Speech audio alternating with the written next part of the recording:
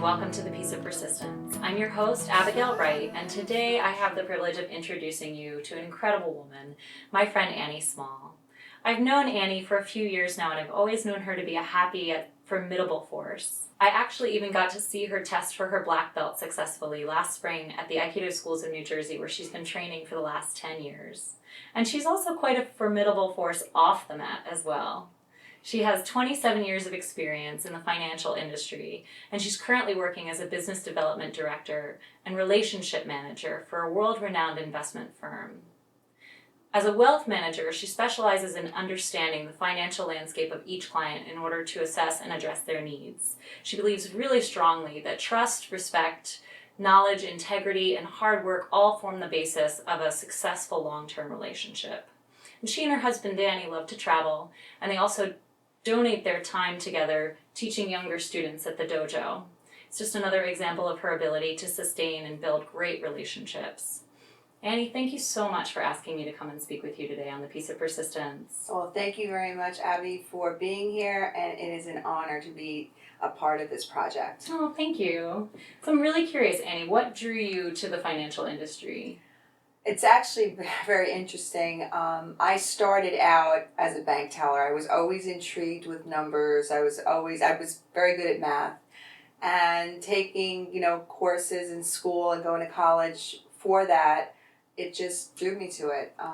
Initially, it was learning the mechanics behind finance, but then as I started growing within the position, it was more about really the relationships and the people that I was talking to on a day-to-day basis.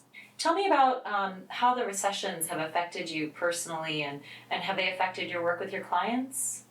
The turmoil within the markets has definitely caused some, strain on certain client relationships.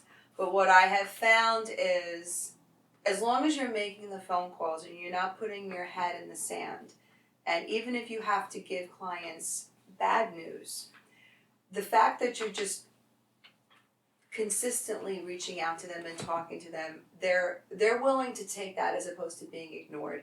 The primary reason why a client will leave you is not because of poor performance. It's if they feel they're being neglected. Wow. During these times of market turmoil, is more than ever is when you have to be reaching out to your clients. So the calls are a little bit longer. You really can't rush them off the phone, but there's always a way of, what I try to do is before I get on that call, you take a moment to pause and, kind of figure out where you need to go with the call and then move forward from there. Do you find that you're able to bounce back quickly from adversity? It depends. There have been times when I've been on calls and they've been rough calls, and sometimes I bounce back quickly and sometimes I don't, because I take my role very seriously and I put myself in their spot. So when you're giving news that is really not happy news, and clients get aggravated and they're upset, there are times when I don't bounce back as quickly. I'm still working on it. That's another thing that I work on with my coach. So it's definitely something. And the more you do it, the more, it's almost like anything. It's anything that you have to practice on. Do you often challenge yourself to do things outside of your comfort zone? More so now than I had been. I think a lot of it has to do with getting a little bit older, learning to take more risks. But it's something that I always have to work on. I'm not one to jump right away. I have to kind of prep myself, like with this interview. Sure. Talk to me about teaching at the dojo. Is it something you always wanted to do, and is it an easy thing for you? I've been teaching at the dojo now probably for about 2 years, and each class is a little challenging for me. I work with Danny when we teach the teenagers, and that's a completely different way of teaching, because the kids, you have to kind of keep their interest. You're able to do some different things with the kids than you do with the adults. I get nervous when I teach an adult class. It's very humbling. Taking Aikido and doing the moves is one thing, but to actually have to teach it to someone, and remembering what it was like when you first came out on the mat, your second or third month there, it's been very rewarding. It's definitely helped my practice, because when you teach, it makes you kind of really slow things down and not take for granted what you already know. So it's definitely been rewarding. Has it made a big difference to you being able to give in that way and not expect any monetary reward in return? Definitely. I love doing it. It's a part of, I guess, volunteering that I'd always wanted to do, and the fact that I'm doing it is something that I really love to do. I've also been able to take a lot of the lessons I learn on the mat and adapt it to my everyday life. Aikido is about, not coming forced, neck and neck with force, but blending with it. So if I have a call where a client is they're on fire, well, you can't go at them with that same intensity. You kind of blend with the call and let them talk to it.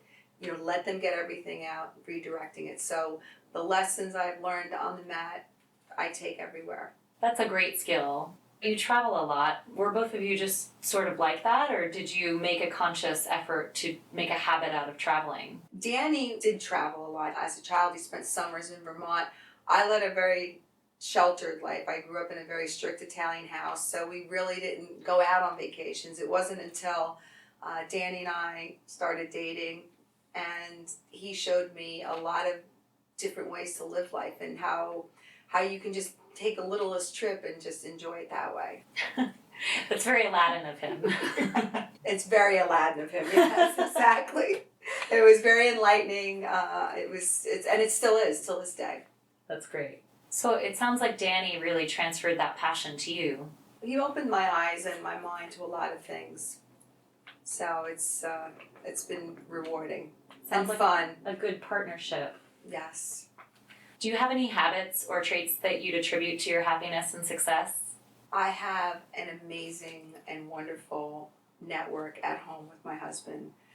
The fact that I have great friends, being able to surround yourself with people that you can be open and honest with, I think that is the key. For me, it's a key part of what I find helps me to become successful. I have a great family. I'm blessed with some amazing coworkers. I've been blessed with great mentors from all walks of life. Teachers that I would have never expected to find that have enriched my life in many ways, as well as, learning from them. So I would say then your skill in cultivating relationships. Yes. That's incredible. Yes. It's funny, one of the, when I first started working with Lauren, my coach, she had me take a Myers-Briggs personality test, and right from there, when I got the results back, it was all about relationships. I think it was everyone's trusted best friend. So I'm great on a team. I'm the biggest cheerleader. So it's definitely something that's my forte. That's great. Do you have any advice for us? The only advice I have is just to really, it may sound cliche, but really enjoy every minute that you have on this planet. It's just amazing. Surround yourself with positive people. Don't hold any kind of negative feelings, and it works for me. That's the only great advice I have. It's great advice. Well, thank you so much for inviting me, and I can't even tell you, even as your friend, I just feel like I'm gaining so much by being able to hear you and hear your wisdom and all these in-depth things that you've had to say today. I really appreciate it. Oh, well, Abby, thank you so much for telling me about the project. Asking me to be a part of it, which I was very, very excited about. A little nervous, but very exciting, and I wish you all the best, because I think it's a fantastic project. Thank you. And thank you for watching The Piece of Persistence. Did you know that every share, every review, and every comment goes a really long way in helping us share the piece of persistence? So please give us your love via your reviews and ratings, and share us with a friend if you liked today's episode. If you want to hear more, you can always download our extended audio versions of each episode on our iTunes podcast or your favorite podcast app. Thanks for tuning in and following us on Facebook to find more ways to balance the happiness and success in your life.